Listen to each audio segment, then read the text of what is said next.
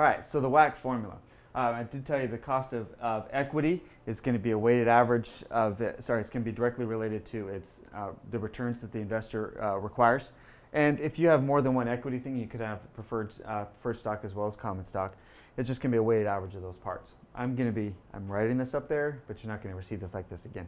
Cost of debt, and I told you the cost of debt isn't exactly what the rate of return that the investors require, because that rate of return that the investors require, some of that cost is going to go to taxes, and I'm only left with what's left, or I only care about what I would get after taxes. So that's multiplied by 1 minus the tax rate to get the cost of debt. So then the WACC is using the weight for the cost of equity plus the weight for the cost of, and multiplying those by their costs. All right, so let's go to an example and start scribbling. All right.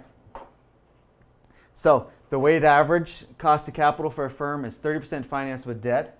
So here's my weight for debt, and that means 70% is going to go to equity because 100% has to be financed. Lenders expect a 5% rate of return, and the equity investors expect a 20% rate of return. And I have to have a corporate tax rate. It's the corporate tax rate that matters to a corporation and what they're going to be left with. So my cost of equity, 20%, comes down there. My cost of debt, well, it's 5% is what the investors get, but I only have to pay 65% of that because the other 35% the government was going to take anyway. And then I have my rates, the weights for each of these parts. 70% is coming for equity, and 30% is getting financed coming from debt. So I did the cost of equity calculation. 65% of 5% is 3.25%. That's where this number comes from. So then I'm going to end up with 70% times 20%, which is 14%, and 30% of 3.25%, which is going to be in the neighborhood of about 1%. I think I've got this number somewhere. Yep. So 14% plus about that 1%, I get a WACC of 14.98. Let's get to see that whole thing right there. 14.98% would be the WACC. Now the WACC has to be between the cost of equity and the cost of debt. It's 20%, and the cost of debt is 3.25%. And I know that equity has a bigger chunk of financing than debt does, so I know it should be closer to the 20% than the 3.25%. So I feel pretty good about that. It's about 5% off the cost of equity, and it's about 11, 12% higher than the cost of debt. So it makes sense. The numbers make sense. All right, here's another question. We get to add all this stuff in there, add one more part into this. So weighted average cost of a capital that owes $100.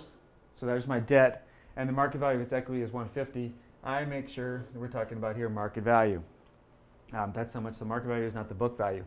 So in this case, I didn't give you the rates. The weights for equity and debt in percentage terms, so that you're going to have to find that. So I have $100 in debt, $150 in equity, so I've got $250 total. Here's 150 over 250. That's the weight that's going to go for equity, and 100 over 250. That's going to be the then weight for debt. My lender's expecting an 8% rate of return. 8%. Corporate tax rate is 34%, so the only cost to me is then 66% of that. So this cost of debt of 8% and 66% of that means that the cost of debt is 5.28%. Investors get 8%. Government would have taken some of that, so I'm left with only 5.28% of that. I have my equity investors with 10% right there. So I'm going to take the fraction that's devoted to equity and multiply it by its percentage, what the required return is there, and then the weight for debt, multiply it by the cost of debt. 40% times 10% is about 4%. That's 60%. Sorry, 60% times 10% is about 6%, and 40% times 5.28% is around 2%. So I'm going to guess it should be about 8.5 or a little bit more than 8, 8.11%. So if you look at these two numbers, 10 and 8%, you might say, well, it's got to be somewhere between the two. And I've got more in equity, so I expect it to be over 9 between the two. But remember that the cost of debt isn't really 8%, it's 66% of that. So this number does make sense, again, that I'm going to be closer to the debt number, 5.28, than I am to the stock number, 10%. Okay, so there's the WACC. I've got to add one more way of looking at these. So here, I have the weighted average cost of capital for a firm that has 3 different types of financing. 500 is in preferred stock, 4,000 is in common stock, 1,500 is in bonds, and the preferred stockholders expect 7%, common stockholders 14%, and bondholders expect a 3% rate of return. I got a corporate tax rate in here of 30%. Now, I should point out at this point that I typically have common stock expects a higher rate of return than preferred stock because they take on more risk, so they tend to need a higher rate of return. And always, I can't think of a reason why not, that the preferred stockholders, the rate of return that they're going to expect is going to be greater than the bondholders because they definitely have more risk and all they have is the same obligations. A fixed income stream, but they, one, might have to wait longer to get a lot of the money, and 2, they can't force the company into bankruptcy if they don't get paid. So they have a little more risk of when the cash is going to be and how much it's going to be. So looking at that part, I decided that now it's time to start doing this and make this kind of spreadsheet formation. I much prefer some kind of spreadsheet for this. It organizes the data for me, and I use spreadsheets more than I use pen and paper to do things now. So here's my sources. Go back. Teach this thing not to do that to me. Okay, so my sources, try again, yes. My 3 sources are preferred, common, and bonds. I have 500 in preferred, 4,000 in common, 1,500 in bonds. Add those up, and I'm going to get 6,000. My weights, take 500 over 6,000, that'll give you the weight. So the fraction that's invested in preferred stock is a little more than 8%. About 2/3 is in common stock, 4,000 divided by 6,000, and bonds makes up 1/4. So those are my weights that I'm going to be using for my equation. I organized the rates. I've got preferred stock, 7% rate of return.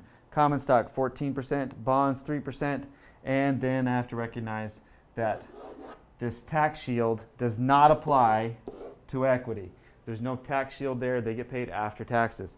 So tax rate is 30%. So bonds, the cost to me is 1 minus the 30%, or 7%. So then I take these weights, multiply it by the rates, and the tax consideration, if there is one, and I'm going to get over to here to multiply that. You can see that this is just the 7% gets transferred over, just keeping track if I needed to. 70% of 3% is 2.1%. So multiplying the weights, the rates, and the tax considerations, that's what the C stands for, is consideration for me. This is how I write it up. So then I multiply that across. I get these numbers here. When I get that, then I sum that. And that sum right there is the WACC, 10.44%. I like to do this another way too, and that is doing a little bit less. See the sum there, 6,000. Sums, yay. This is how I generally do it. A few less steps, places that I make a few less mistakes, is that I never switch it into percents. If you saw from the last slide, I divided the market values, 500 and 6,000, and used that here. I don't do that. I typically didn't have that column in there with the cost of capital. So I multiply market value, and I frequently get to mess with that.